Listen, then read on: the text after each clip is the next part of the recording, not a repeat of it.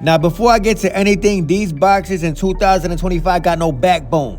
They got no foundation. They stand for nothing, so they fall for Turkey a la Shiki. Teofimo Lopez issued a public apology to the king of all deceivers, Turkey a la Shiki. The culture vulture, the man who got no place in boxing. Teofimo Lopez said to His Excellency Turkey a la Shiki, I take full responsibility for my inappropriate words on the X app. I publicly apologize to he. I will conduct myself with greater respect, humility, and professionalism. Sending love and light to all. Thank you. Southpaw TV, what up, man? I heard you was cooking me. This is the type of apology that somebody say to a judge right before they get sentenced. Talking about, I will conduct myself with greater respect, humility, and professionalism. If you don't get your sauce up out of here, bro. Teofimo Lopez got no backbone. No love for Teofimo Lopez on Southpaw TV. Then the man was at the fight, talking about stand still. As y'all can see, Teofimo Lopez got a PBC hat on. Does that mean the man is gonna sign with PBC? I really couldn't tell you. I think that Teofimo Lopez should sign with Al Heyman. I think that Al Heyman will make Teofimo Lopez a superstar. Maybe he might get the man his first $1 million payday. You never know. Stop it. Hey, yo, Theo, one thing though, bro. If you're gonna sign with Al Heyman, I think you should give Al Heyman a public apology, not Turkey a la Shiki. Apologize to Al Heyman for disrespecting black boxers the way you be doing.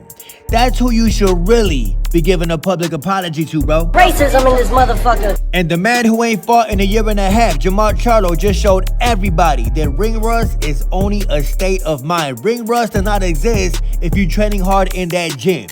Jermall Charlo, in my opinion, got the best jab in the sport of boxing. Name one fighter in the game today that got a better jab than Jermall Charlo. I'll wait. I know Southpaw TV. Jermall Charlo beat up this dude by the name of Cornflake. I never heard of Buddy, but I'm glad Jermall Charlo beat the brakes off dude.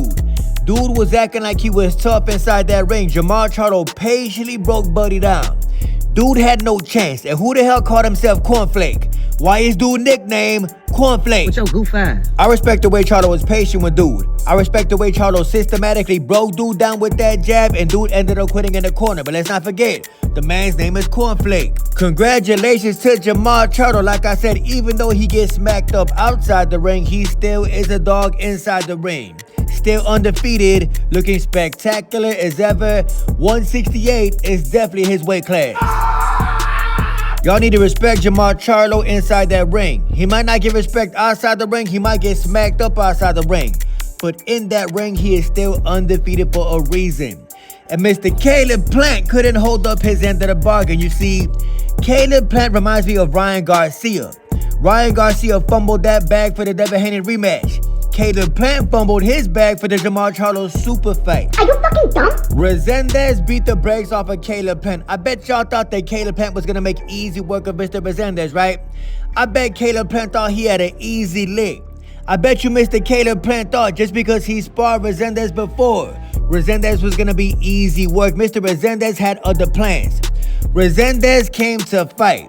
Caleb Plant came to try and be pretty. Resendez made it a dog fight. Resendez got inside Caleb Plant's chest and beat the brakes off the man. The fight was not even close. I think Caleb Plant brought this on himself. All that gangster shit outside the ring. Jumping fighters outside the ring. Smacking people outside the ring. Just let me and you both know that the man's head was pumped up because he thought he was some type of gangster. He thought that his presence would intimidate Mr. Resendez, and it backfired on him. But Jermall Charlo seen the fight, and he said he still want to fight Caleb Plant. He want his lick back. He don't care if he got the belt or not. We can make a belt. Jermall Charlo want to fight Caleb Plant, and I think he should fight Caleb Plant. Kind of the way that Devin Haney and Ryan Garcia should still happen. Jermall Charlo and Caleb Plant still owe the fans a fight. And Team Haney was going for Caleb Plant. I'm glad that Caleb Plant lost because Team Haney was behind the man, no diddy. Sean Haney, Devin little brother, had the audacity to post up on Instagram. Caleb Plant, go crazy tonight, big bro. And let's not forget, Caleb Plant was praising Devin Haney for running versus Jose Ramirez. Caleb Plant honors Devin Haney. Caleb Plant and Devin Haney are best buddies. So I'm glad Caleb Plant lost tonight. I stand on what I say. He let the boy go. He let the boy go. He let the boy go to one of them Diddy parties. But because Caleb Plant was born and raised in a trailer park, I think the man is kind of delusional. Caleb Plant had the audacity to say, I felt like the fight was close. Sometimes in a close fight, it swings the other way. I wasn't the better man tonight, I guess. What you mean, I guess, bro? Mr. Resendez beat your head in. Mr. Resendez hurt you several times in a fight. You is not cut like that. Never have been, never will be. And let's not forget, the 3 dudes to defeat you inside that ring were all Mexican boxers. Keep that in mind. Looks like Caleb Plant is allergic to Mexican boxers. I'm just saying. And you know Edgar Berlanga was going to be happy as hell that Caleb Plant lost. Edgar Berlanga tweeted out, "You are soft as hell to Caleb Plant." Then the man posted up this picture. Caleb Plant pack. I'm going to boom them on camera. Berlanga then went on to say, "Now y'all believe me that I really stopped his ass at 17 years old with that left hook to the body. Dude never liked body shots." Do I believe that Edgar Berlanga stopped Caleb Plant at 17 years old?